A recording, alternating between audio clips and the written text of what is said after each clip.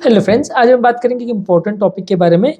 जब कोई patient blood thinners पे या खून पतला करने की दवा पे होता है तो वैसे पेशेंट में ब्लीडिंग का प्रॉब्लम नहीं हो जाए, वैसे पेशेंट को दवा से रिलेटेड कोई सीवियर ब्लीडिंग नहीं हो जाए, कुछ शरीर की अलग अलग जगह से, चाहे ब्रेन में, चाहे हाथ पैरों में, चाहे पेट के अल्सर से या कहीं से ब्लीडिंग चालू नहीं हो जाए, इसको रोकने के लिए या इसको प्रिवेंट करने के लिए हम क्या चीज़ें कर सकते हैं, कौन सी चीज़ों का ध्यान रखने की ज़रूरत है एक पेशेंट जो ब्लड थिनर्स पे है, उस बारे में बात करेंगे। सबसे इम्पोर्टेंट और सबसे पहली चीज़ है कि जो भी मेडिसिन आपको प्रिस्क्राइब की गई है उस हिसाब से उतने ही डोजेस पे अप्रोप्रिएटली लीजिए। कई बार प्रॉब्लम क्या होती है कि पेशेंट कौन सी मेडिसिन ले रहा है, क्या ले रहा है, एल्डरली लोग होते हैं उनको ज़्यादा आता पता नहीं होता, जो दवा देने वाले रहते हैं, केयर गिवर्स जिन्हें बोलते हैं, उनको भी बहुत ज़्यादा नॉलेज नहीं होती, तो गलत दवा का डोज दे देते हैं, ज़्यादा डोज दे देते हैं, कम ज़्यादा दे देते हैं, दो ऐसी ऐसी दवाई जो लगभग सिमिलर एक्शन करती है वो दे देते हैं।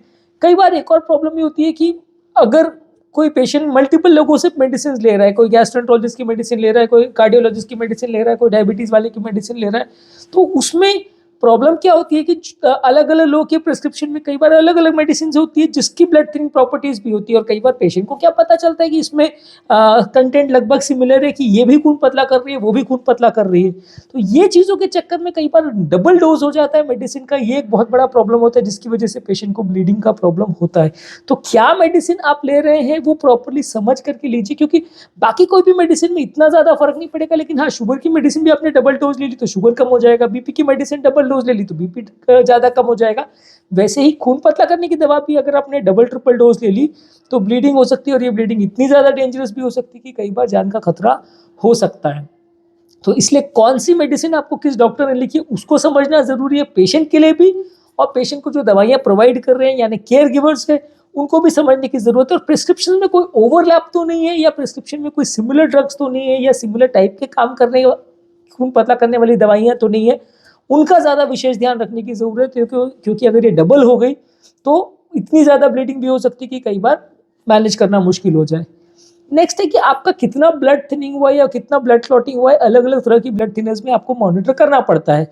जैसे अगर किसी पेशेंट को कोई ब्लीडिंग कॉम्प्लिकेशन हुआ तो आपके पेशेंट में ब्लीडिंग टाइम, क्लॉटिंग टाइम ये आप मेजर कर सकते हैं। किसी पेशेंट में अगर आप विटामिन के एंटागोनिस्ट मेडिसिन पे तो पीटी विद आईएनआर ये मेजर कर सकते हैं, दूसरे ब्लड थिनर्स पे तो एपीटीटी मेजर कर सकते हैं, फैक्टर 10A का ऐसे आता है, फैक्टर 2A का ऐसे आता है। तो ये सारी चीज़ों को आप अलग अलग तरह से असेस कर सकते हैं पेशेंट की पर्टिकुलर दवा की कितनी इफेकेसी आ रही है वो देखने के लिए।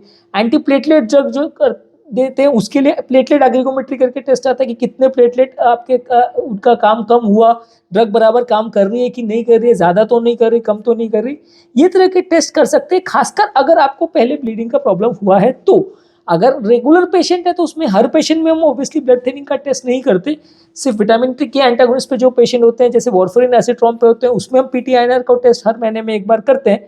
पर अदरवाइज बाकी सब पेशेंट में हम ये टेस्ट ज़्यादातर तभी करते हैं जब पेशेंट को या तो कोई सिग्निफिकेंट ब्लीडिंग का प्रॉब्लम हो, या सिग्निफिकेंट क्लॉटिंग का प्रॉब्लम हुआ हो, या सडनली कोई लिवर का इशू हुआ हो, किडनी का इशू हुआ हो, या ऐसा कोई इशू हुआ हो जिससे हमें लगता है कि अपने ब्लड थिनिंग मेडिकेशंस की एफिकेसी पे कुछ फर्क पड़ेगा, तो फिर हम उसके लेवल्स को चेक करना ज़रूरी होता है, ये देखने के लिए कि पेशेंट को कोई एक्स्ट्रा मेडिसिन तो नहीं चल रही है, या पेशेंट की मेडिसिन कोई ओवरडोज तो नहीं हो रही है जिससे उसका ब्लड लेवल्स पे प्रॉब्लम आ रही है।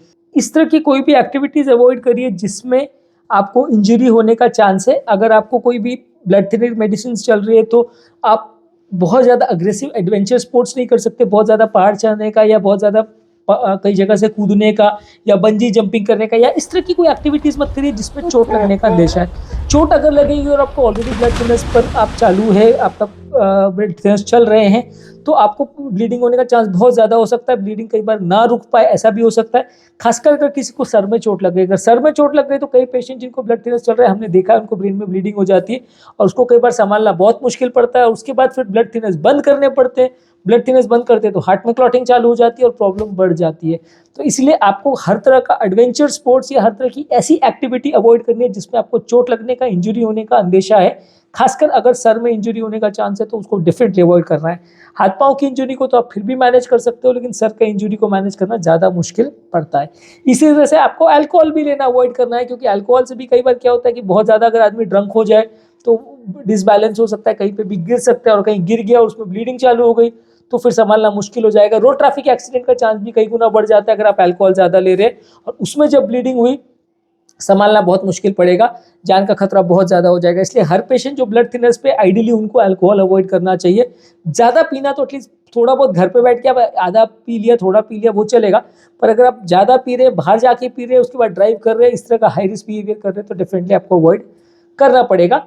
अगर आप इस तरह की एक्टिविटीज़ के लिए कहीं जा भी रहे हैं, या पहाड़ चढ़ भी रहे हैं, या कोई एडवेंचर स्पोर्ट्स कर भी रहे हैं, पूरी तरह मना नहीं, आप कर सकते, लेकिन बस आपको इंजरी के लिए स्पेसिफिक प्रिपरेशन करना पड़ेगा। प्रोटेक्टिव कपड़े पहनने पड़ेंगे, प्रोटेक्टिव गियर रखना पड़ेगा, प्रोटेक्टिव नी कैप्स और हैंड कैप्स और एल्बो कैप्स, इस तरह के जो भी इक्विपमेंट आते हैं, या हेड के लिए प्रॉपर गियर पहनना पड़ेगा, ताकि अगर आपको कोई चोट लगे तो वो इंजरी बॉडी के अंदर नहीं जाए, ब्लीडिंग चालू नहीं हो जाए। इसके लिए आपको पूरी प्रिकॉशन रखने की ज़रूरत है। इसमें कोताही मत करिए, नहीं तो आपको अगर सिग्निफिकेंट ब्लीडिंग होता है तो उसको रोकना मुश्किल पड़ेगा। जो लोग ब्लड थिनिंग मेडिकेशंस पे, उनको जो टूथब्रश यूज़ करते हैं वो बहुत ही सॉफ्ट ब्रिसल का टूथब्रश होना चाहिए। जो सबसे ज़्यादा सेंसिटिव या टूथ के लिए बनाया गया टूथब्रश है, उस तरह का टूथब्रश यूज़ करना चाहिए, क्योंकि अगर मसूड़ों को आप जोर से घर्षण अगर करेंगे हार्ड टूथब्रश से, तो ब्लीडिंग होने का चांस बढ़ जाएगा। और फिर कई पेशेंट हमारे पास यही प्रॉब्लम लेके आते हैं कि रोज़ ब्रश करते हैं तो रोज़ ब्लीडिंग होती है। तो आपको बिल्कुल सॉफ्ट टूथब्रश यूज़ करना है, और जितना सावधानी पूर्वक आप उसको कर सके उतना अच्छा है। टीथ के भी एनामल को ही ज़्यादा क्लीन करिए, गम्स पर बहुत ज़्यादा स्क्रबिंग मत करिए, नहीं तो ब्लीडिंग होने का चांस हो सकता है मसूड़ों पर। इसी के अलावा जब आप शेविंग भी करते हैं तो भी आपको एक्स्ट्रा ध्यान रखने की जरूरत है, क्योंकि शेविंग कट से भी कई बार ब्लीडिंग हो सकती है। तो मेल पेशेंट अगर शेविंग कर रहे हैं तो उस दौरान भी प्रॉपर इक्विपमेंट लेके और बहुत ध्यान से शेविंग करें तो ज़्यादा अच्छा है, नहीं तो कई बार ब्लड थिनर्स अगर ज़्यादा आपको चल रहे हैं तो ब्लीडिंग कई बार रुके ना, ऐसा हो सकता है। किसी पेशेंट को अगर पहले का एसिडिटी वगैरह का प्रॉब्लम है और वो ब्लड थिनर्स पे, तो उसको एंटासिड्स लेना चाहिए। ज़्यादा स्पाइसी फूड या ज़्यादा तेलगी वाला खाना या ज़्यादा गर्म चीज़ें नहीं खानी चाहिए, नहीं तो पेट की अल्सर्स वगैरह से ब्लीडिंग होने का चांस हो सकता है। तो वैसे पेशेंट को ज़्यादा सावधानी रखने की ज़रूरत है। इसके अलावा जिन पेशेंट को ब्लड थिनर्स चालू, अगर उनको कॉन्स्टिपेशन की प्रॉब्लम है तो स्टूल सॉफ्टनर्स लेने की ज़रूरत है, या मोशन को सॉफ्ट करने के लिए आपको फाइबर्स या पानी ज़्यादा लेना चाहिए, क्योंकि ऐसे पेशेंट को अगर मस्से का प्रॉब्लम है तो वहाँ से सीवियर ब्लीडिंग हो सकता है। हेमरॉइड्स में ज़्यादा कॉन्स्टिपेशन होगा तो सॉलिड या हार्ड स्टूल जो आप पास करोगे तो वो हेमरॉइड्स या मस्से के साथ घर्षण करेगा, ज़रा भी वहाँ फ्रिक्शन हुआ तो ब्लीडिंग चालू हो जाएगी। तो वैसे लोग को आपको डेफिनेटली ध्यान रखने की ज़रूरत है कि आपको कॉन्स्टिपेशन नहीं होना चाहिए या मस्से से घर्षण नहीं होना चाहिए, जिससे ब्लीडिंग होने का चांस बढ़ सकता है। तो पानी ज़्यादा पीजिए, और स्टूल को सॉफ्ट रखने के लिए हाई फाइबर डाइट लीजिए। स्टूल सॉफ्टनर दवाइयाँ आती है, जैसे लैक्टुलोज आती है, पॉलीथाइलिन ग्लाइकॉल के सोल्यूशंस आते हैं, या आपको इसबगोल या इस तरह के पाउडर्स वगैरह आते हैं। ये सब चीज़ें आपके मोशन को सॉफ्ट करती है, कॉन्स्टिपेशन को कम करती है। तो इस तरह की चीज़ें आपको यूज़ करना चाहिए। जो लोग ब्लड थिनिंग मेडिकेशंस पे, उनको कुछ तरह के फ्रूट सप्लीमेंट्स का विशेष ध्यान रखने की ज़रूरत है। जो फूड्स उसमें विटामिन के ज़्यादा होता है, जैसे हरी साग सब्जी है, केल, ब्रोकोली है, या कुछ ऑयल्स है जैसे canola oil, soybean oil, olive oil, ये सब में थोड़ा विटामिन के का कंटेंट होता है। तो ये सारी चीज़ों को आपको अवॉइड करने की ज़रूरत है या ध्यान रखने की ज़रूरत है, क्योंकि ये ब्लड थिनिंग प्रॉपर्टीज़ को अफेक्ट कर सकती है। इसके अलावा लहसुन और अदरक को ध्यान रखने की ज़रूरत है, क्योंकि ये भी ज़्यादा खून को पतला करती है। तो इसमें अगर आपने बाकी ब्लड थिनर्स के साथ लिया तो ब्लीडिंग ज़्यादा हो सकती है। फिश ऑयल सप्लीमेंट्स यानी ओमेगा 3 फैटी एसिड्स भी अगर आप लेते हैं तो भी वो खून को पतला कर सकती है, तो ज़्यादा ब्लीडिंग हो सकती है। गिंको बाइलोबा एक हर्ब आता है, एक वॉट आता है, वो अगर आप ले रहे हैं तो उसको ध्यान से लेने की ज़रूरत है, क्योंकि उसमें भी ब्लीडिंग हो सकता है। इसी तरह से एक सेंट जॉर्ज वर्ट, वो भी मेडिसिनल यूज़ के लिए यूज़ किया जाता है, वो भी अगर आप यूज़ कर रहे हैं तो ध्यान से करना है, क्योंकि ये सारी चीज़ें खून को पतला करती हैं। बहुत हाई डोज में विटामिन ई के सप्लीमेंट्स भी नहीं लेना चाहिए। विटामिन ई के सप्लीमेंट्स अगर आप ज़्यादा डोज में ले रहे हैं तो आपको ब्लीडिंग होने का चांस इससे हो सकता है।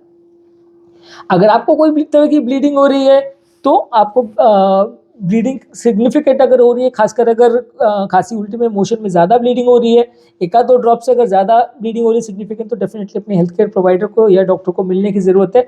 दवाओं को पूरी तरह अपने आप से बिना पूछे बंद मत कर दीजिए, क्योंकि कई बार क्या होता है, स्टेंट वेंट जब बिल्कुल फ्रेश होता है उस टाइम अगर आप दवा को सडनली बंद कर देते हैं तो जान का खतरा बहुत बढ़ जाता है, क्लॉटिंग का रिस्क बहुत बढ़ जाता है। दवाओं को पूछ के डिस्कस करके डोज को कम करना है, बंद करना है, क्या करना है, वो प्रॉपर कार्डियोलॉजिस्ट से डिस्कस करके करें तो ज़्यादा अच्छा है। कई बार क्या है, लोग ऑन फोन अपने किसी फ्रेंड को या जनरल प्रैक्टिशनर को, मुझे भी ऑनलाइन मैसेज करते हैं कि आप बताइए दवा को हम बंद कर देते, तो मैं I am not the right person to tell you, क्योंकि मुझे नहीं पता है कि आपको कब स्टेंट डाला था, कितनी नली में स्टेंट है, कितने स्टेंट है, आपकी ब्लीडिंग रिस्क क्या है, आपकी क्लॉटिंग रिस्क क्या है। मेरे पास आपकी पूरी डिटेल्स है ही नहीं, तो मैं आपको किस तरह से एडवाइस दे सकता हूँ कि आपको लेना चाहिए कि बंद करना चाहिए। जो डॉक्टर आपको रेगुलर बेसिस पे देख रहा है उसके पास आपकी सारी डिटेल इन्फॉर्मेशन है, चाहे वो बाईपास से रिलेटेड है या एंजियोप्लास्टी से रिलेटेड है, आपकी बाकी क्लिनिकल रिस्क फैक्टर से रिलेटेड है, कितना आपका ब्लीडिंग रिस्क है, क्लॉटिंग रिस्क है, कितना ब्लीडिंग हुआ है, वो सारा फैक्टर्स उसके पास है, तो वो ज़्यादा अच्छा डिसीजन ले पाएगा। दूर से बैठा कोई बंदा फोन पे आपको या मैसेज पर उतना अच्छा गाइड नहीं कर पाएगा, कोई भी हो इंक्लूडिंग मी। अगर मैं आपको गाइड इस तरह से करता हूँ तो कई बार उसकी गलत होने का चांस हो सकता है। इसके अलावा अगर आप कोई ओवर द काउंटर मेडिसिन वगैरह यूज करें तो उसमें आपको ध्यान रखने की जरूरत है। कई बार क्या होता है कि आप दुकान से लेके कोई भी दवा ले लेते हैं, चाहे वो पेन किलर्स है, एस्पिरिन है, आइबुप्रोफेन है, नेप्रोक्सिन है, इस तरह की मेडिसिन ले सकते हैं। ये सारी ओवर द काउंटर मेडिसिन आपके ब्लड थिनिंग मेडिसिन के साथ इंटरेक्ट कर सकती है, प्रॉब्लम्स कर सकती है, तो जिससे आपको जान का खतरा हो सकता है, ब्लीडिंग ज़्यादा हो सकती है, तो इनका ध्यान रखने की ज़रूरत है।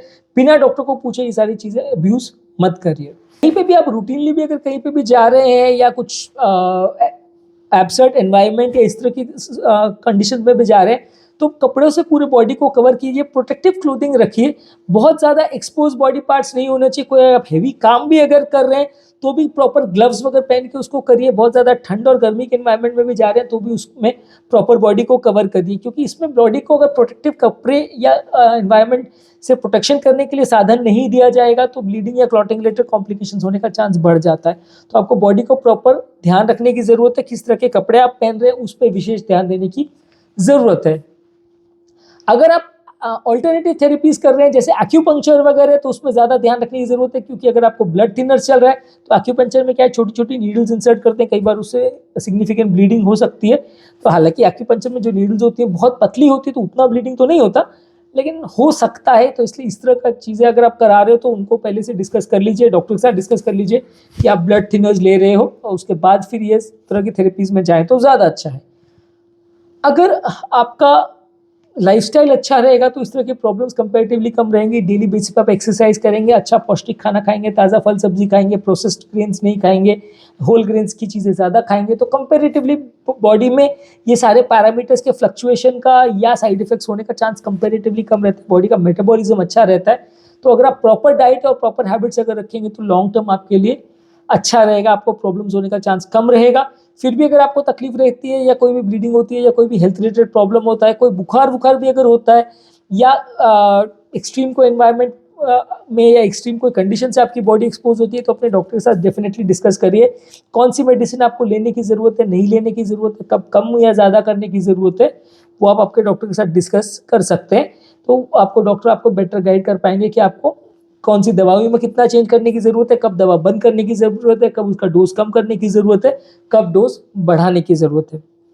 तो आज के टॉपिक में हमने बात की कुछ टिप्स के बारे में जो ब्लड थिनर्स पे अगर पेशेंट है तो उनको ध्यान रखने की ज़रूरत है, ताकि उनको अगर ब्लीडिंग रिलेटेड प्रॉब्लम हो रही है तो वो अपने आप को बचा सके।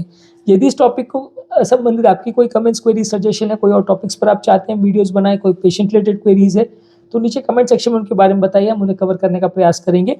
अंत में मैं डॉक्टर नवीन अग्रवाल तहे दिल से आपका शुक्रिया अदा करूँगा कि आपने इस टॉपिक को एंड तक देखा। जो लोग हमारे चैनल पे नए हैं उन्हें रिक्वेस्ट करूँगा कि चैनल को सब्सक्राइब करें। ऐसा करने से हमें मोटिवेशन और इंस्पिरेशन मिलेगा और आपको जब भी हम कोई नया सेशन या यूट्यूब लाइव करते हैं तो उसका नोटिफिकेशन मिल जाएगा।